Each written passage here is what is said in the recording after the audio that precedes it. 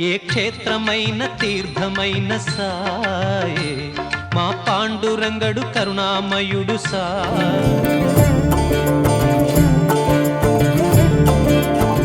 భగవంతునికి ఎట్టి రూపము గుణము లేవు కనుక ఆయన మన ఇంద్రియాలకు మనస్సుకు గోచరించడు.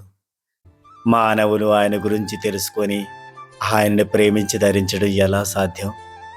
అందువలన మనపై కరుణతో ఆయనే మానవాకారంతో భూమిపై సద్గురువుగా అవతరిస్తూ ఉంటాడు. చూడడానికి సద్గురువు కూడా సామాన్య మానవుల్లాగే ఉన్నా ఆయన యొక్క శక్తి సామర్థ్యాలు మాత్రం అపారము. హేమాడ్ పంత్ చెప్పినట్లు సద్గురువు అన్న పదం గుర్తుకు రాగానే సాయియే మనసుకు వస్తారు.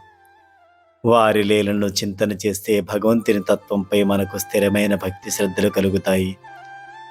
కానీ ఇది తెలియక వేర్వేరు దేవతలను ఆరాధించడమే చాలునని అందరము అనుకుంటాం.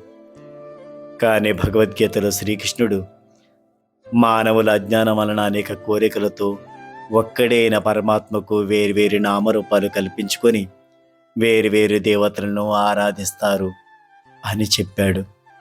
కానీ పరమాత్మ అయిన తనకు జ్ఞానికి భేదమే లేదని కూడా చెప్పాడు. దేవతలందరూ భగవంతునికి అధీనులైనట్లు సాక్షాత్తు భగవంతుని ప్రతిరూపమైన సద్గురువు కూడా అధీనులే.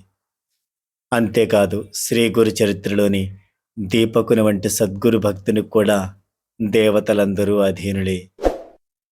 ఈ విషయం సాయి భక్తులందరికీ అనుభవమైంది.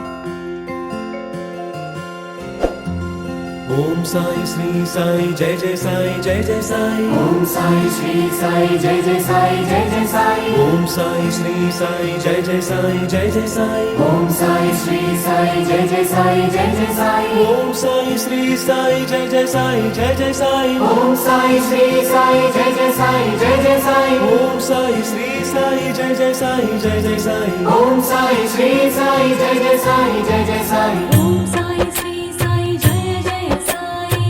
ఓం సాయి శ్రీ సాయి జయ